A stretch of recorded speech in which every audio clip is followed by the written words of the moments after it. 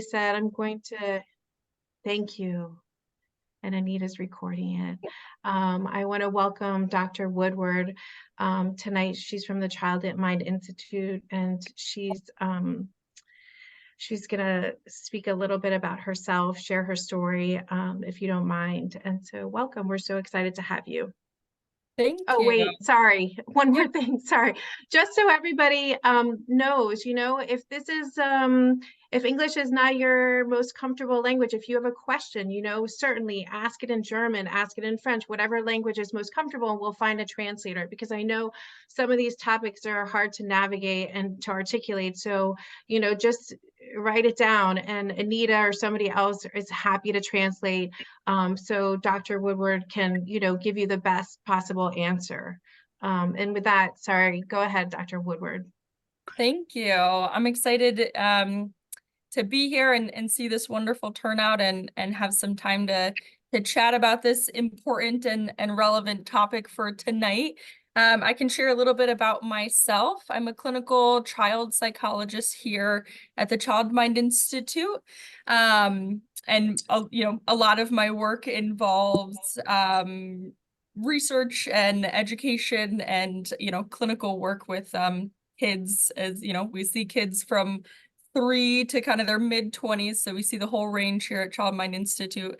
And I'm a member of our Anxiety Disorder Center. So that's really kind of my specialty. But these topics that we talk about really cut across all kids and all challenges.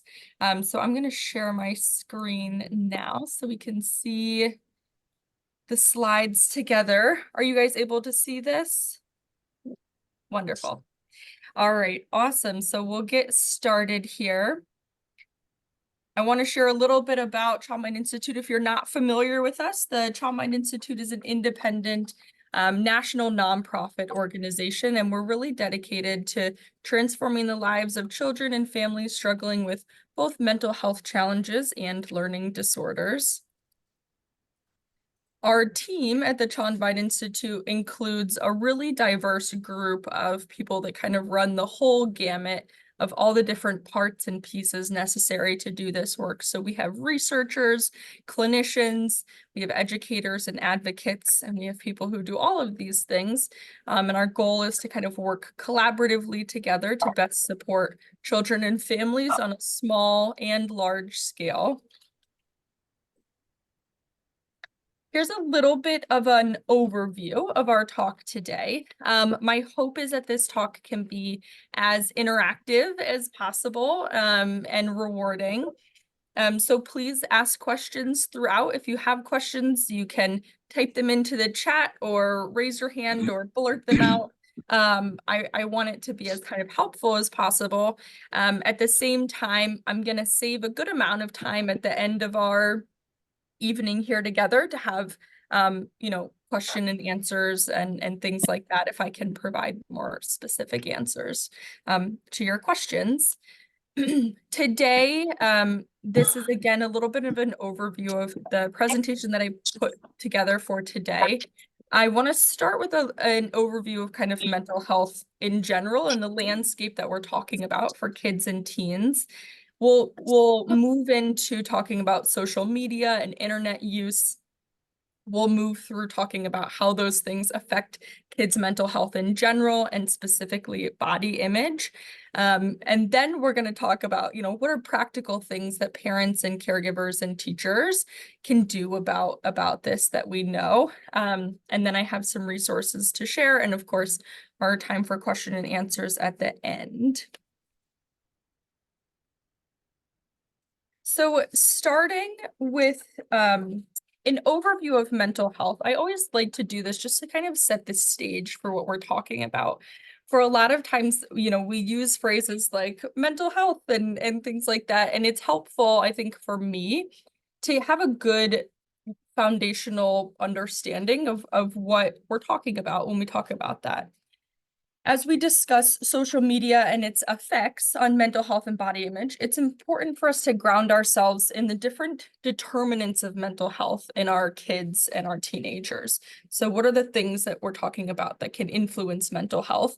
Of course, as we all know, in individuals' mental health, whether it be a child, a teen, and an adult, it's really, influenced by a variety of different factors that are, that are all kind of have all these different intricate relationships to one another.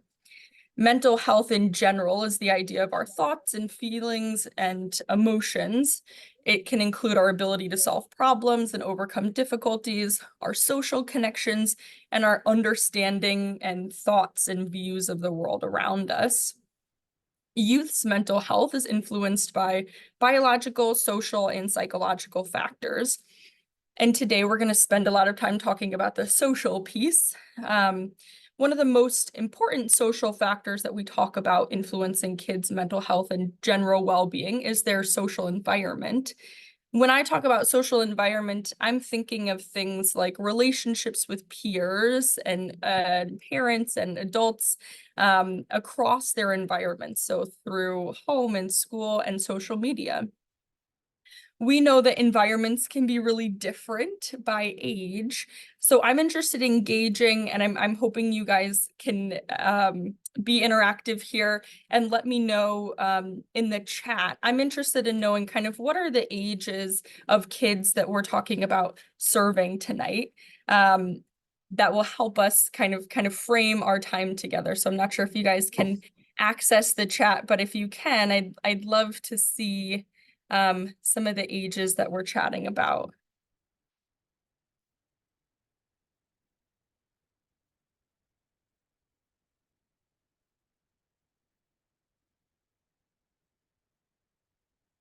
Okay, wonderful. I see them coming in 10, 17, 9 and 12, 13, 15. Great. This is really, really helpful. So it seems like some 5 and 8 daughters young, but being prepared, perfect. This kind of stuff is relevant for kids and teenagers of all ages, young adults as well. And I appreciate you guys adding that information. That's helpful. I see a lot of adolescents, preteens, and some definite into the teenage years there. Perfect. Oops. There we go. So as we talk about the environment of social media and that social environment that's going to affect our kids' mental health and what that looks like when we're talking specifically about social media, we know that there's so many fun and engaging social media platforms. Here we see a few of them that I'm sure your children are, familiar with and they might use. It's important for us, parents and caregivers and teachers, to have a good understanding of what the social environments are like on these platforms, so that we can better kind of, understand what our kids are going through. As we know, as adults, we know that social media is not real life, right? Most of us grew up before social media had really become the prime way that kids and teenagers are interacting with each other. And we know that it's very different from interacting in real life. I think one of the challenging things about social media that I'm sure you guys all understand is that social media, and I think the internet at large, they give our children much more information than kids were ever really savvy to in the past, right? They give much more information than parents can or even school can. And it doesn't always have our values. Social media isn't sensitive to our children's personalities. It isn't sensitive to their triggers. It isn't sensitive to any of their weaknesses. And it won't show only developmentally appropriate things. Right? These platforms are designed specifically to keep kids and teenagers' attention, and they're really good at doing that. They do that by having a kind of feedback loop, right? So they'll pay attention to the things that our kids watch and are interested in. Their algorithms are, I can't imagine how complicated. They're paying attention to, the time that our kids and teens are spending looking at specific things, and the feedback loop then works to then serve them information that they're interested in. And this relationship gets stronger and stronger, and kids get more and more invested. It starts to being more interesting, and then they stay longer, and it just hooks them in that feedback loop. As I mentioned before, we know that the environment of social media is not the same, is not the same social environment as off of the internet. We know that talking to others through chatting or typing, it's very different from face-to-face social interactions. Kids and teens who are using social media as a way of talking to one another, we're starting to see, that they're missing out on a lot of the ways, a lot of the parts of communication and social communication that are really important, right? They're missing out on facial expressions, on body language, and it's an unnatural way of speaking to each other. Because of this, I think we're seeing more and more a lot of kids and teens who are then having a harder time talking to people in real life. They're having a harder time talking to people one-on-one, meeting new people, meeting new kids, because the way that they're practicing communicating with their peers and their friends, it's so different from face-to-face communication and involves different skills, that oftentimes we're seeing that this can start to increase a lot of anxiety and mood challenges in our kids and teens when they're then faced with in-person interactions. And we'll talk about that. We'll talk about that anxiety and mood part of it later when we talk about mental health. In order for us to help when we're talking about our kids and teens using social media, it's important for us to know how they're using these platforms, right? So we talked a lot about chatting and communicating, but in order to kind of understand that, there's a lot of research that's been done to understand how are kids using these platforms. Some common way that kids and teens are using social media are doing things like posting pictures, posting videos. They're doing a lot of chatting with their friends. Another kind of, I think, common use of social media that we see coming up more and more is the idea of like going live. If you've heard your kids talk about that, it's really the idea of kind of having a live video stream of yourself and then you're answering questions from other people. It's a really common way that kids are interacting these days. But as you can imagine, the research has showed us that the ways that kids and teens are using social media and using the internet are very different from the ways that young adults and even adults are doing it too. Recent research has shown that teens are texting on average, 50 messages a day versus an adult average of, 10 messages a day. When we break it down by age and by gender, girls age 14 to 17 are averaging more than 100 messages a day. So they're using this kind of extensively. We know that kids are hyper connected to one another. Many kids that I see and families that I talk to, these, adolescents and teenagers are in kind of near constant contact with their friends throughout the day.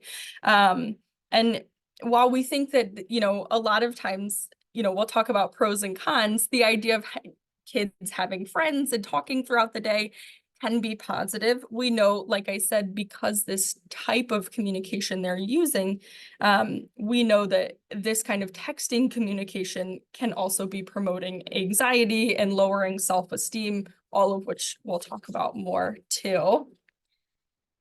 Moving through some more of our research, there's more recent data to understand just how integral social media has become in the lives of our kids and teens. Relatively new research from 2022 was measuring social media use and kind of comparing it to a similar sample, 8 or 9 years ago. And research for the new research from 2022 was showing us that almost half of teens in the United States report using the internet almost constantly throughout the day, noticing that this rate has doubled since 2014, 2015, when they did the first cohort of the study. And specifically looking, that's kind of internet use, right, which can encompass a lot of things. Specifically looking at social media, Almost 20% or about a fifth of teens report using YouTube and other social media almost constantly throughout the day. Most of the teens that they kind of measured and surveyed reported using some of the platforms we talked about, the most common ones being YouTube, TikTok, Instagram, and Snapchat. I would say those are probably the four most common ones that I hear about these days.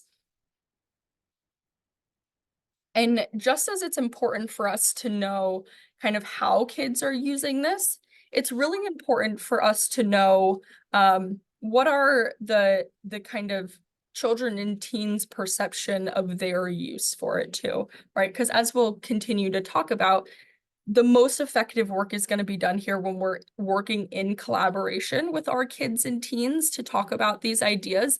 And so because of that, it's important for us to know what are the kids and teens thinking about it and how would they describe it. So this is really interesting research that also came out in 2022.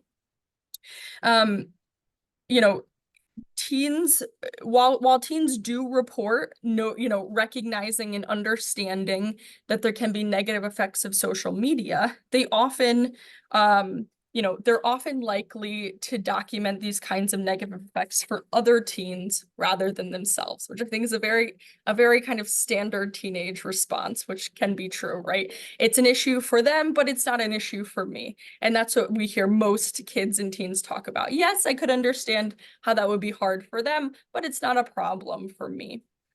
And when we get down to it, and when we get to teens that would recognize that there might be a negative effect of social media, the reasons that they would point to and their kind of explanation for that in this research study, the most common ones, their most common explanation for, why might social media be harmful, they would point to excessive screen time, mental health concerns, and kind of interpersonal drama as the reasons for social media having a negative effect on a child or a teenager, right? So it's a lot of another kind of understandable, preteen and teen response that it's not the platform itself, right? It's kind of other factors that would make it a challenge, which is true that those other factors can work in conjunction with the platforms, but it's important for us to understand, that it's more than just those other factors.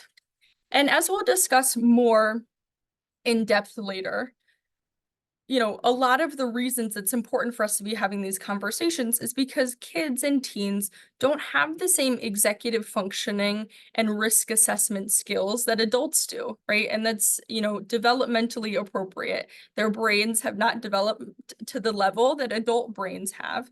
And this is showing up in this research here, right? Where we're seeing the kids and teens kind of recognize problems not for themselves and then kind of pointing their fingers to other factors that might be the problem rather than a social media platform.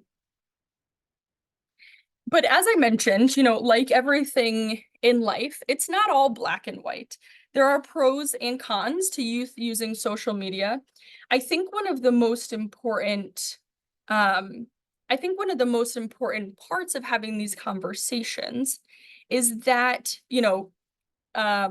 we don't want to really work to kind of like completely demonize social media and completely say, it's terrible. You're never going to be able to have it. We'll never allow our children to see it. Because for a lot of kids and teens, that's not a realistic goal for them. And when we're working with kids and teens, we know that, working hard to demonize something is going to draw their interest to it. And we know that they're going to be interested in it anyway. Right. So we want to kind of work together on it. We know that the cons of social media we're familiar with, mental health challenges that we'll discuss next. There's effects on sleep, on physical health. It can increase kids and teens engaging in risky behaviors. On the flip side, social media, whether we like it or not, it is the way that kids and teens are communicating and connecting to one another. It really is where their social lives lie a lot of the time. Teenagers' lives really can be online these days.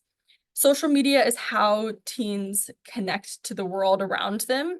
And especially when it comes to kids and teens who are isolated, who are looking for social support, who have challenges with in-person socialization, social media and the internet can actually be a very helpful way for them to find a community, especially for kids in marginalized communities like LGBTQ kids. Restricting access to their social supports, especially if they don't have robust in-person social supports, can be harmful for their mental health. So we know it's not all black and white. At the end of the day, our kids and teens are gonna, if they're interested in using social media and getting online, they will find a way to get online. So that's why it's important for us to kind of talk about doing this collaboratively. There was a question in the chat about what doom Okay. scrolling is. Oh, what is doom scrolling? That's a Yeah. great question. I've never heard of that either. I think, from my understanding, doom scrolling is the idea of, just kind of like zoning out and just, really kind of going into social media. I think it is mostly used in like an Instagram or TikTok sense where, kids are just being fed these live streams and these short videos and they're watching and watching. A lot of kids use doom scrolling as a way to describe using social media to distract themselves from how they feel or their homework or things that are bugging them, right? If they're just having a bad day, maybe they'll kind of doom scroll for an hour. And it's basically the idea of, going into this social media vortex and having a hard time getting out of it. But it's an interesting concept. So as we understand how our kids and teens are using social media, I want to move through the effects of social media on our youth's mental health, and their body image. There we go. As we can imagine, social media in kids and teens have significant impacts on kids' mental health. And a lot of research recently has been done to try and understand this. Social media affects teenagers' mental health negatively by limiting direct contact with peers that we talked about, encouraging constant kind of online, comparisons with others, which can affect their low self-esteem, body image. Social media can increase youth's challenges related to anxiety, depression, suicidality, and loneliness. All of those things have been found to be related to increased use of social media. Knowing that increased use of social media is related to increased mental health challenges is not necessarily a direct cause and effect relationship. That's what that second bullet point that means correlation does not equal causation.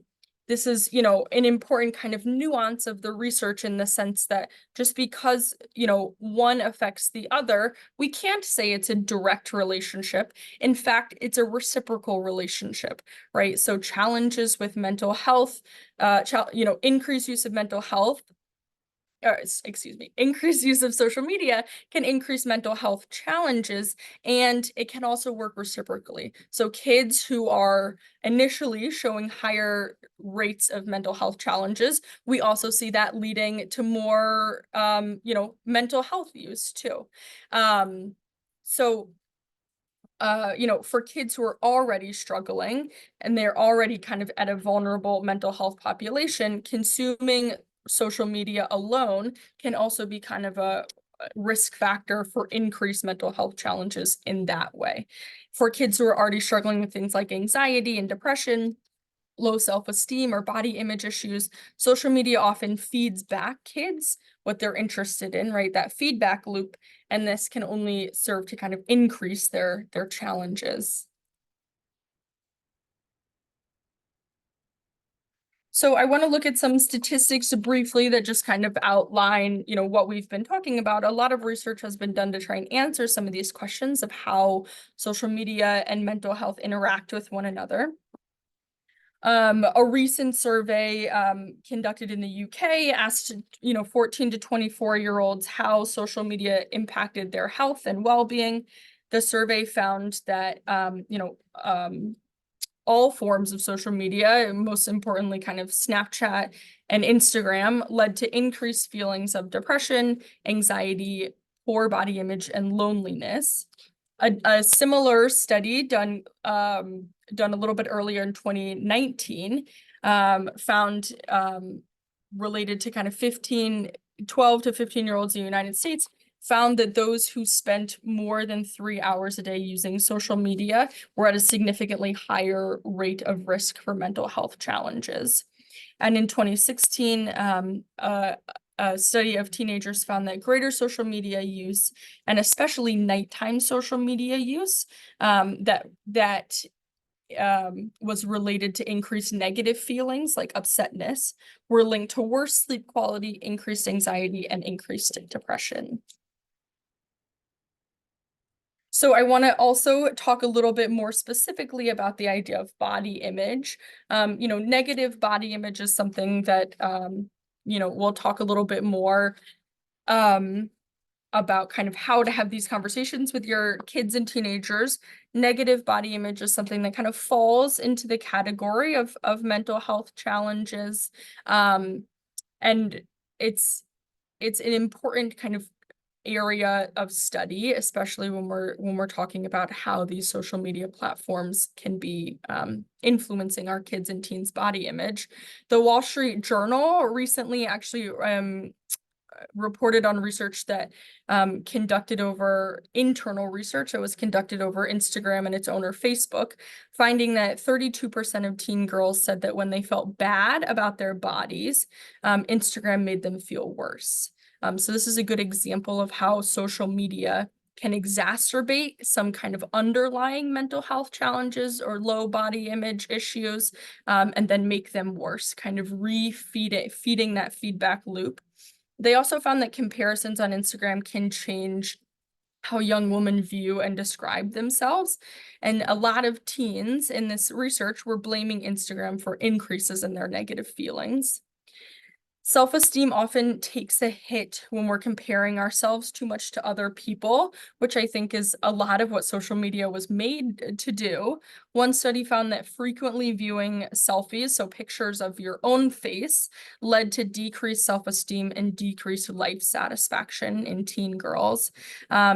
Another study in teen girls found that the increased time spent looking at pictures on social media reported higher weight dissatisfaction and lower body satisfaction. So, by now we're well aware of the negative impacts that social media can have on children and have on their body image.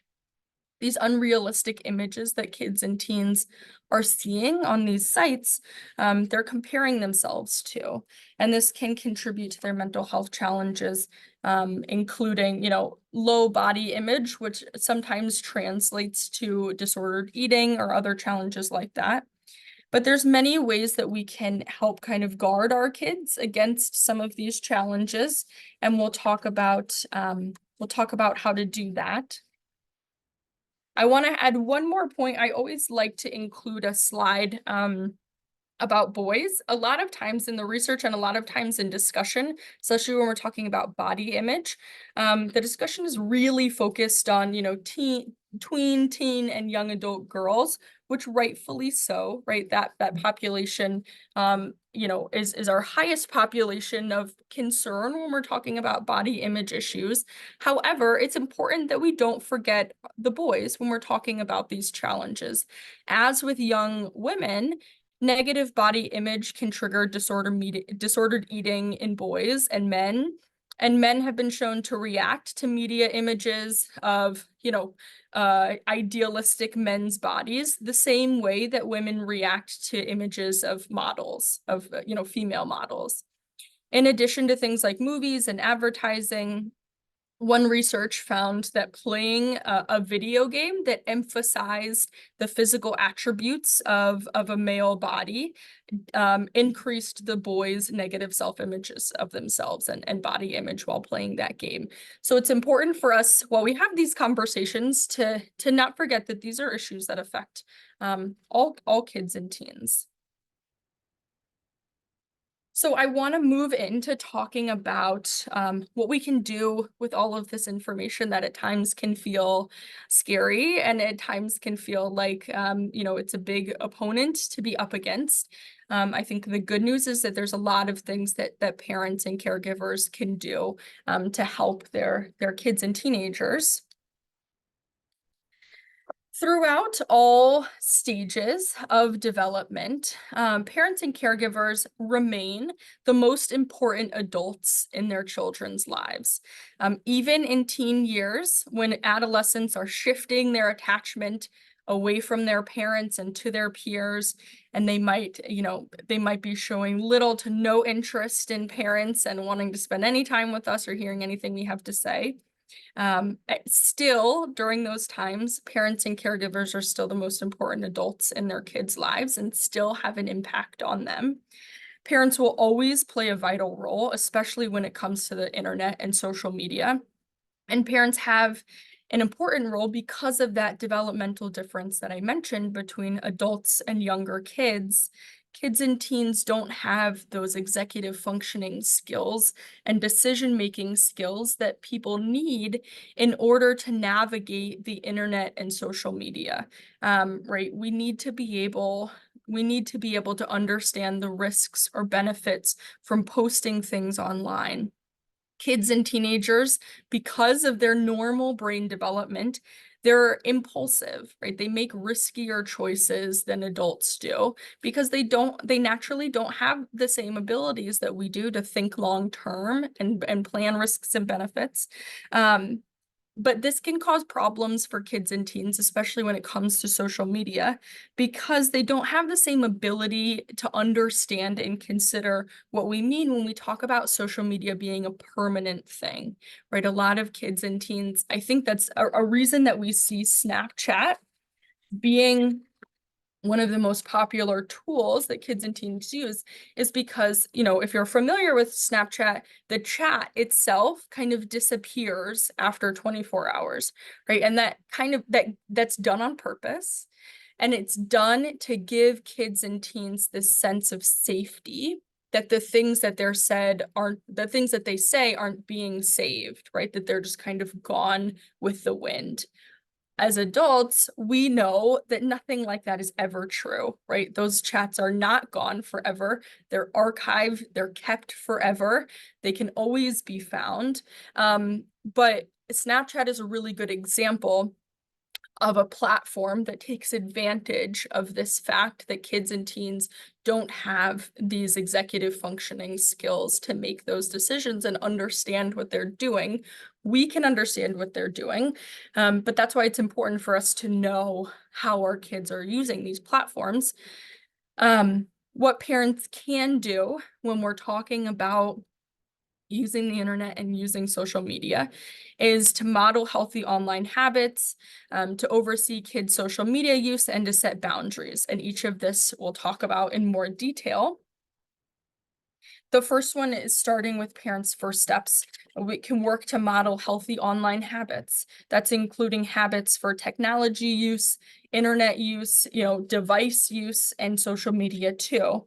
Again, even if we don't always feel like it, parents and caregivers are the role models of their children's lives, and they are watching what we're doing, even if we think that they're not remotely interested in us. What this looks like to model healthy online habits is to take a balanced approach to internet and social media use, setting a good example of when and where to use media. Knowing that all of us are guilty of, using our phones and devices a lot and picking them up constantly and having them around us all the time. It's important to recognize that we are modeling this behavior for our kids and teens, and an important a step that parents can do to counteract that is to be present with our interactions, including our kids and family members, to make a concerted effort to have times to limit our screen use, to limit our device use, especially when we're around our kids, when we're having, when we're communicating, we want to model putting our phone down and making eye contact, and not using our phone to kind of distract ourselves if we're upset, or distract ourselves if we're bored, but rather kind of model working through those times. It's important to know, that a lot of research has been done to look at, how devices and screens can impact parent-child relationships and things like that, knowing that having those kind of moments, mini moments of disconnection, if our kid is talking to us but we're looking at our phone, that can be challenging for kids. And so the thing that we can do is be mindful of how we're doing this. We can set boundaries at home that apply to everyone in the family, right? Not just the kids and teens, but apply to the parents too. We can establish technology-free zones in our home, or times in our home, like meal times or bedtimes or things like that, and set limits on everyone's screen time use. For social media, yes, okay. Oh, that's one I did. For social media, specifically, parents' role is to, again, oversee our safe social media use. What this looks like is monitoring your child's social media use, setting limits for the use of social media, and ideally, again, this is in collaboration with our kids and teens. An important first step is to have an open conversation with our child about social media, reminding ourselves that most kids and teens have been exposed to social media when, even if they don't have devices of their own. I promise they hear about it from their friends at school, or other people at school, or other people on the playground, and they might have seen it or be exposed to it too. When talking about social media with kids and teens, it's important to be open-minded. One of the caveats that I like to talk to parents and caregivers about is the idea of, kind of not underestimating the role of social media in our kids' lives, because it's so different from how a lot of us grew up, or experienced as a child or a teenager. It can feel easy to kind of dismiss social media. It's important for us to know that a lot of, these relationships and this communication and these platforms can be important and very real to our children. So we want to make sure that we're listening carefully and not dismissing or minimizing their experiences. We want to encourage teens to talk with us about what they see on social media, and especially we want to encourage them to take what they see on social media with a big grain of salt, right? Recognizing that what they see on social media, isn't real life. It's often called a highlight reel. It's people on social media are putting the best of themselves out there, often, deeply edited and not real by any means. We want kids to understand that their communication and their actions on social media, while it is happening online, it can have real consequences in real life, right? So I think, again, like Snapchat, a lot of kids and teens are under the impression that the things they do and say on the internet or on these social media platforms kind of stay there, right? And we know that that's not true. And we see that happen a lot, especially when it comes to, unfortunate times of cyberbullying, or, kids being victims of, trafficking and things like that. We know that what happens on social media and on the internet doesn't stay there. So we encourage our kids and teens to treat it the same way that they would treat in-person interactions, right? Would you talk to this person if they came up to you at the park, right? Would you reach out to this person and tell them these things about your life if you had just met them at a store? We want them to use it the same way that they would use in-person interactions. And the third point is for parents to set and hold boundaries on what their expectations are for how their kids and teens are using social media. And we'll talk about that in more detail now, what that looks like. what it looks like as an important part of overseeing safe social media use is to set those limits and boundaries for your child. So our best advice for parents to set boundaries and limits for social media use is basically to try and delay our kids using social media as long as we possibly can. And that sounds extreme, but that's because, you know, again, their brains are not developed to understand the internet and understand what they're doing. Knowing that most of these apps have a minimum age of 13. So even, you know, even the app makers themselves are not recommending this for kids under that age. We want to have open conversation with our kids about social media use. We want to set boundaries on it. The ways that parents can do this is to set, you know, have agreements with their kids about how they're using social media, right? Are they just looking at other people's posts? Are they making posts themselves? Are they messaging other people? Is their profile set to be able to receive messages from people they don't know? Right? Are they only following people that they know in real life? Are they allowed to follow people that they don't know in real life? If they are posting, right, is that done with permission of the parents? Is parents watching, is parents, you know, kind of overseeing it and okaying it before it's posted? Do we have our kids' passwords, which I would encourage everyone to have, right? Are we, you know, can we have an open conversation where we get to review, you know, whether it be a weekly review, a daily review, you know, can we sit down and review, you know, what have you been posting? What have you been looking at? Can I sit with you while you scroll and see what's shown to you? So again, you know, setting expectations about what is it going to look like for you to use social media. The most successful of those conversations are done in collaboration with our kid and teen, right? Having it be, you know, a collaborative environment, you know, hoping that we can give them as much say as possible over that while we maintain the need for us to set boundaries as the parent. So moving through, I want to talk about what we can do when we're talking specifically about body image issues. So again, we talk about body image issues because when we're talking about social media, one of the effects on mental health is that increased challenges with body image, which can often show up as, you know, reported low body image. As we'll talk about later, it can also show up as other kinds of mental health symptoms of disordered eating and things like that. We know that low body image or body image challenges are associated with increased social media use in kids and teens. Tips for parents and caregivers and any adults to talk with kids about body image is to ask questions about what they're experiencing. So we don't want to assume that we understand what they're talking about or how they're feeling.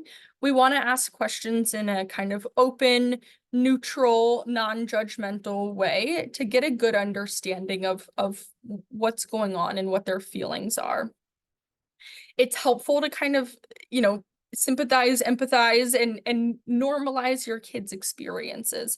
We want to share with kids and teens that having an experience of, you know, questioning how your physical body looks, not being comfortable in your physical body, being uncomfortable or unhappy with parts of your physical appearance. Unfortunately, as I'm sure we can all agree, that's really normal feeling for kids and teenagers to have, especially kind of in the puberty range and beyond. That's so normal for these feelings about our body to come around. And so it's helpful for kids and teens to know that these are really common and normal experiences, that it has nothing to do with them as a person. It's unfortunately part of the deal that comes with adolescenthood. We want to, you know, convey to them implicitly or explicitly that these are things that people in their life are also have and will experience too. An important part that we can talk to our kids about body image is something that we can kind of put into place and then do moving forward. And that's the importance of directing our praise away from our child's physical appearance. We want to be conscious to balance our compliments about kids' physical appearance with compliments about who they are, their strengths, their passions, their interests, and what they do in the world. There's a common idea that, you know, we try to kind of challenge ourselves to match every one compliment about a physical attribute to two compliments about our kids that are not physical in nature. Another important way that we can, you know, talk to kids about body image is to use our modeling as parents to work on not speaking unkindly about other bodies or about our own body, right? We want to model accepting our body, accepting other bodies at the very minimum, not kind of overtly having negative comments about our bodies. And we want to watch for when our kids and teens might be doing this. Moving forward, you know, we can work on the flip side of trying to kind of bolster positive body images. What we can do again is focus on how we're talking about ourselves. You know, a lot of times inadvertently, kids and teenagers might hear, you know, a parent get dressed and kind of groan or, you know, make comments about oneself, which is a normal experience. But it's important to remember that kids and teens are internalizing those things and they can become our kids' kind of inner monologue. So we want to focus on our strengths. One way that we can do this is to focus on speaking about our body from a place of gratefulness for its kind of, you know, use, right? It's performance use.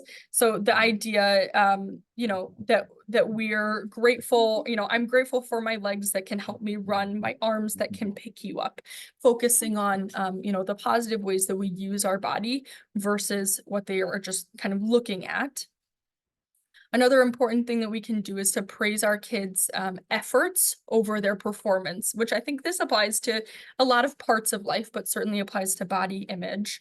Focusing less on the outcome and more on the efforts of a new development or a new skill or their attempt at that test.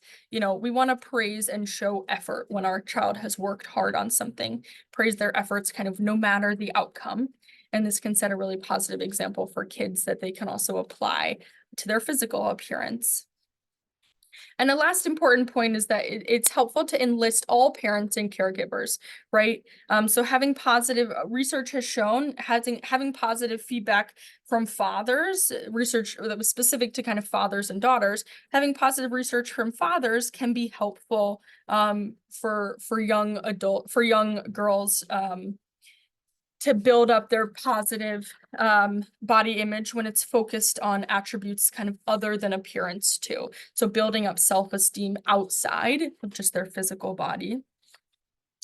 All right, and we'll move through a general rule that we kind of work to avoid playing into the kind of, you know, sexualizing nature of a lot of the social media that our kids are seeing. Another part of working for a positive body image overall is shielding our kids from the sexualizing nature of even, you know, kind of teen and young adult bodies on the internet. We want to focus our body on the physical activities and focus our self-esteem and image on kind of not non-physical attributes. All right, so I wanted to talk just for a few minutes about when social media use might become problematic for kids and teenagers, as well as some symptoms related to the poor body image we were talking about, and when to get help if any of these topics are starting to cause challenges in our kids' lives. So this is an important graphic that I like to show parents. You know, we have a lot of parents and caregivers who come to us and ask, you know, I see this or this in my child, right? Is that a problem? Is that a disorder? Do I need help? Do they need to talk to someone about it?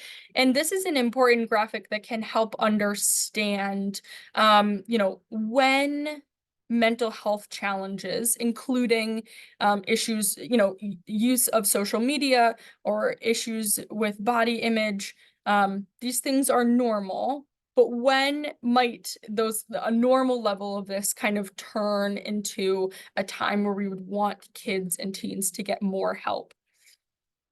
Again, issues with body image or low self-esteem and things like that are normal things that all kids and teens probably go through in their life, but sometimes they start to get in the way of life, and issues with mental health or body image might come out as significant distress or anxiety or depression. And these factors of frequency and duration and impairment are what we use to gauge when mental health challenges might warrant treatment or warrant some more help. Frequency is kind of how often distress around body image or symptoms related to body image is popping up for a child, right? So are we hearing these things really frequently? Are we hearing them every day, a few times a day? Has this been happening for a while? And impairment that we'll talk about is related to functional interference from this distress. So how much is this distress getting in the way of kids being able to do their job? And when we talk about kids doing their job, a lot of times it's easy to understand, when will we talk about something being a problem for an adult? It might be when they can't do their job, right? Do their job as a parent or do their professional job. For kids, we also talk about kids being able to do their kind of quote unquote jobs. For kids, their jobs are going to school, doing extracurricular activities, having friends, maintaining family relationships.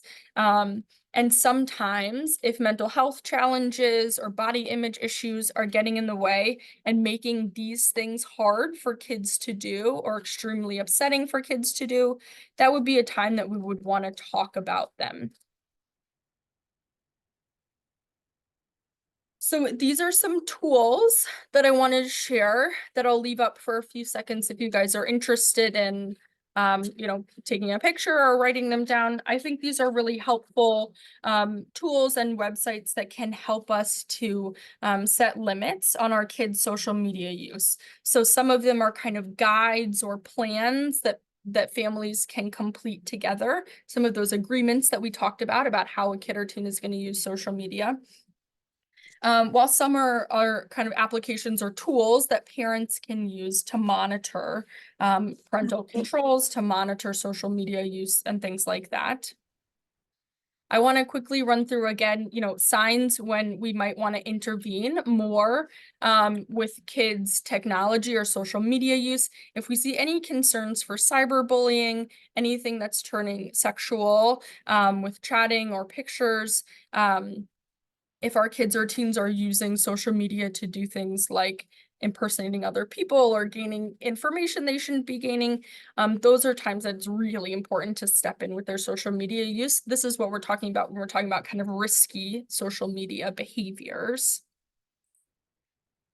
These are some tips if you find yourself in a place where you need to intervene with your child's internet or social media use. Again, kind of staying calm. We try to ask questions in a non-judgmental way and set an environment where kids and teens are going to be more likely to work with us collaboratively. We can do that by not making assumptions and asking questions, normalizing that this is things that other people go through. And also normalizing the fact that it's parents' role to set boundaries on kids' social media use because they're not, their brains are still kind of fully coming online. I want to spend briefly a moment to talk about, potential concerns for disordered eating. Again, because we're focused on body image issues, we want to talk about the potential for disordered eating, which can follow body image issues and can be all of these things have been shown to be exacerbated by social media use and have that reciprocal relationship. These are some of the symptoms that might be related to body image concerns that translate into disordered eating. So if we see our child or teen having, a very different view or description of themselves than we see in the mirror, no amount of reassurance or support from family or friends can convince them that what they're seeing is not that. That's what we call kind of a distorted body image. And, an extreme fixture on their appearance. Any kind of dieting, changes to eating in either direction, right? Overeating, restricted eating, significant changes in weight loss, and things like sleep and activity levels and fatigue, or changes in how kids and teens are eating socially around their friends or family. This is a slide that I always include for parents. These are our kind of, red light warning signs that we want parents and caregivers to pay attention to. If we're seeing any of these symptoms in our kids and teens, it's time for them to get help, whether it be a mental health challenge, a social media challenge, a body image issue.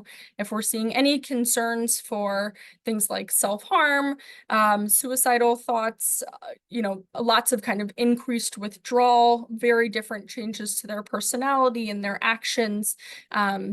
This is a time that it's important to get our kids and teens connected to some professional help. I included a lot of resources that you guys will be able to find too on our website about social media, body image, things like that. We're always here to help at the Child and Divine Institute. We're always here to try and meet kids and teens' needs. And lastly, I know I used a lot of our time, but I'm here and available, and I'm happy to answer some questions or continue to talk. I'll go ahead and stop sharing. Thank you so much, Dr. Woodward. Yeah, it would be great if we open the floor. Does anybody have any questions or insights that they want to share? We have a professional, so we should pick her brain while we can.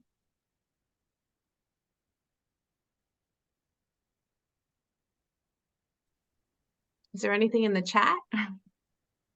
I wouldn't mind asking. I missed a small part, so I'm hoping I'm not repeating something that you have explained. But I think what I find the most concerning, first of all, thank you for this presentation.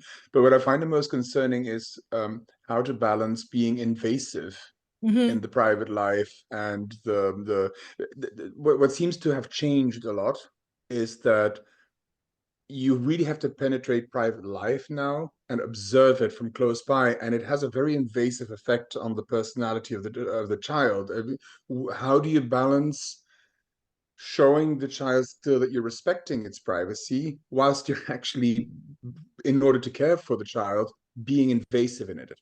Yeah, that's such a good question, and I totally agree with you. I think it's a really fine line, right? I think those kinds of things are going to be different by age. I think the idea is that a lot of times, oftentimes we hope that the parental kind of overseeing our active hand in their social media use kind of wanes over time as we kind of trust that kids and teens can do this on their own. I think with younger kids, the way that we talk about, parents or mom and dad or caregivers having access to this is the idea that it's our job to make sure that they're safe. And I think that, we rely on safety a lot. I think just like with other things in life, it's helpful to frame it from the sense of, we trust our children, right? We do trust you. It's important to come from a moment of trust. We trust our children. That doesn't mean that we trust the internet and we trust strangers on other social media platforms. And that's where our safety lies, right? We have full trust in our kids, but we don't trust the environment that they're putting themselves into. And so I think that angle, I hope, can be a helpful one for kids and teens to understand why would mom and dad, why would my parents want to be looking at what I'm doing anyway? Like you said, that can feel like a violation. And while it's important to recognize it can feel like a violation, you know, we stand on the narrative of, you know, it's our job to keep you safe. I need to know about the environment that you're putting yourself into. I think as kids and teens get older, I think, you know, the goal could be for that level of oversight to wane, in the sense of, you know, maybe with a younger 13, 14-year-old, it's something that, you know, perhaps parents have a shared password and, you know, they're using the same account and they can see everything they see. And perhaps as kids and teens get older, you know, we have weekly check-ins where we sit down with them and say, you know, show me what you've been looking at, right? I think it's helpful to come from a place of curiosity and non-judgment on the part that this is their social life, you know, while maintaining those boundaries that we're responsible for them being safe online. Thank you. I find it very Yeah. interesting. There was a question in the chat. What is the best way to start a conversation when a child is not receptive to talking about social media because they feel that they know it all already? Yeah, that's such a good question. And I think that the point is valid. And I have these conversations with kids and teens and parents too. I am totally in agreement that the kid or the teen, they are the expert in the social media thing they're talking about, right? They absolutely know more than I do about Snapchat and Instagram and the platforms that they're using. But we do know more than they do about taking risks and balancing our choices and understanding long-term consequences of things. We know, unfortunately, we know more than they do about the dangers of the internet and the things that can happen to kids and teens because of internet use. So I would take a direction of, you know, fully leaning into that the kid and the teen is the expert in the social media platform that they're talking about. And we have other, you know, roles in that relationship. Brigitte was next. Yeah, hi. The question I had, our kids are older, 14 and 17, right? So as you said, our interference in their social media or checking in their social media is either waning or gone. But basically, my question is really, how do you communicate with the children so that they feel comfortable if they manage to get themselves into sort of into an uncomfortable situation, to feel comfortable to come back to you and say, hey, this is bad, right? Yeah. There were these extreme cases just recently in the Washington Post and in Der Spiegel, right, about extortion and all kinds of stuff. But it doesn't have to be this bad for them Yeah. to might want to come back. So that is really my question. Yeah. What is the communication to give them, right? Yeah, that's such a great question. And I think, you know, I think that harps back to the idea that, you know, no matter how old our kids and teens are, parents are always going to feel responsible for them. We are always responsible, you know, for their safety and well-being. I think good ways of having those conversations would be to use some of those ideas of kind of, you know, being open-minded, asking questions in a non kind of judgmental way. It's important, you know, for a lot of the messages, especially when kids and teenagers are, you know, in uncomfortable situations. A lot of times, you know, we'll send messages to our older teens, you know, things like, you know, you can always come and talk to us if you're ever feeling uncomfortable, right? If there are times that you're telling us you're uncomfortable or you're unsafe, I promise, you know, I'll never be upset with you, right? For things in that moment, right? So I think the kids and teens need to hear that they're not going to be met with they're not going to be met with anger and judgment, even though obviously those feelings are real and they might be there too. But a lot of older kids and teens need to hear kind of promises that, you know, when this time comes, you know, I promise that I won't be upset with you, you know, in the moment. I'm just here to help you. I'm just here to be safe. You know, can we work on it together? Maybe you have ideas about how it could go better. Maybe I have ideas about how it could go better. You know, maybe my job is to help get us connected to somebody who could help.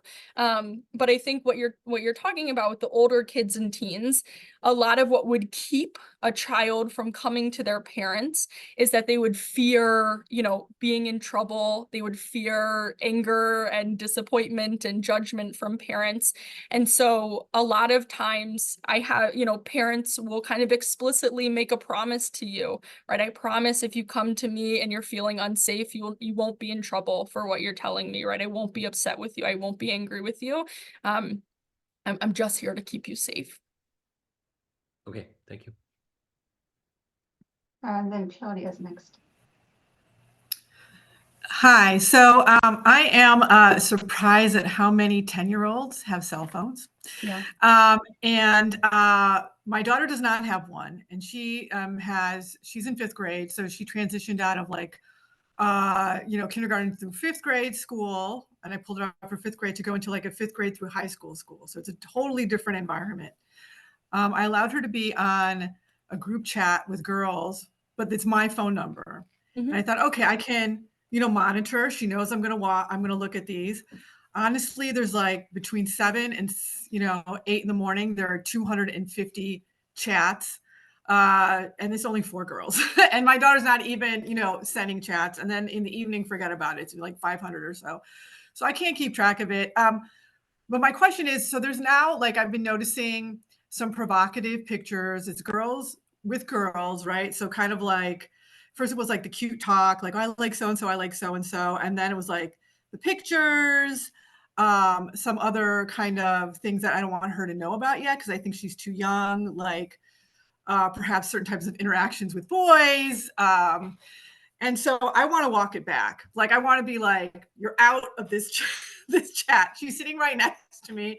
And she's like, no, because then at school, they'll say, I'll ask them about it, and they'll say it was in the chat. So now I'm seeing this like a little bit of anxiety about like the fear of missing out, right? The FOMO. Yeah. So I would appreciate some advice, because I was quite happy with her not being in this chat. And I thought it was going to be like this innocent thing. She has other friends where she one-on-one chats, and it's really just cute, age appropriate. And these are all 10-year-olds, these 4 or 5 girls, but it's just, to me, way like more advanced than I want her to be right now in her like development and exposure. Like a really like important like secret I didn't want them to tell anybody, and then they made a different group chat where they actually added a boy to it, and then it just like got uncomfortable because they like said something that I didn't want them to tell. They told the secret. So that's a learning moment, to your point. But you know, also that creates this drama that I think is unnecessary right now in her in her life. Yeah. So, and you know, with a, you know, I was saying to her, in my day, I feel like an old person, we used to talk to each other, you know, like, Yeah. And so now you just hit one button and everybody knows your secret versus one person knows and another person. Anyways, sorry, talking a lot, but I appreciate your advice. Yeah, no, I totally understand. And I think the experience you're sharing is so common, so much more common than we would want and expect it to be. You know, the group chat wasn't a big part of my conversation today, but it's such a big part of how kids and teens are talking to one another. And like you said, we have to both recognize that this is where their social life lies, right? This is how they're communicating with one another and how they're having relationships. And at the same time, you know, it's not the same thing as one interpersonal, you know, one-on-one conversations. And we see kids making riskier choices. You know, some of what you described, riskier choices, because they don't have all of that development to understand that it's not the same thing as just saying it, you know, out loud. They're writing it down permanently, and they're taking pictures permanently, and nothing feels permanent to a 10-year-old. But we know that it is. You know, honestly, my advice for you in that situation, I think that's really tough. I love that you're weighing out, you know, the importance of both things, right? So we don't want to just say, no, you can't do this, because we don't want to keep them from those social interactions. And we want to make sure that they're safe and that they're having age appropriate conversations. I think a lot of what you shared, I would classify as not age appropriate, like you said. In that case, if I were you, I would recommend, I don't know if there's ways for you to talk to the other kids' parents, but I think it's appropriate to have conversations about, hey, how much do you guys know about what our kids are sharing and what our kids are talking about? And again, in not a blaming and victimizing way. Important to, keep the option open that other parents might have no idea that this is happening, and they should know. I think the hard part about things like a group chat is that it's kind of up to each family and parent themselves to have a good grasp on how their kids are using it. So my advice would be, to see if you could meet with the other parents and just say, can we talk about what this group chat's looking like? I'm concerned about this. I would imagine that they would meet your concerns. And, potentially we could talk about ways of, having more kind of monitoring on the group chat. I think it's appropriate to do things like limiting taking pictures of ourselves and of our bodies. Certainly, kids can do that for fun. Parents are allowed to set boundaries on sharing those pictures with other people, even if we think we're sharing them with our one close friend. Again, in the hands of a preteen with a cell phone, that picture can go anywhere, right? So I think those are the kind of boundaries it's appropriate to put on. And then, Thank you. I appreciate it. That's very helpful. sorry, a question in the group chat. What's your recommendation regarding age for usage of cell phones? That's such a good question. I think I don't have a hard and fast rule for cell phone use. I think there's important differences when it comes to, what are devices that we're using for our kids' safety, especially, most of us, if not all of us, are living in New York City or the surrounding areas. Our kids are starting to be more independent. They might be doing after school, they might be commuting by themselves. We want to make sure we have an avenue to know where they are and to access them safely. And at the same time, I think the question might be more about, our use for kind of, internet connected cell phones or social media connected cell phones.